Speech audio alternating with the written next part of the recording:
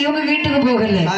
ஏன்னா கொண்டு வந்த துணி எல்லாம் போட்டுட்டு போக முடியுமா? ஆமா, துவைச்சு எடுத்து பறக்கி எடுத்து முறுக்கி எடுத்து காய போட்டு தூக்கணும் இல்லையா? ஆமா, வேலை இருக்குல்ல. அப்படி என்று சொல்லி சரி, 2 பேரும் கொண்டு வந்த துணிகளை எல்லாம் துவைத்து விட்டு அப்படியே தலையில எடுத்துக்கொண்டு இருக்கிறார்கள்.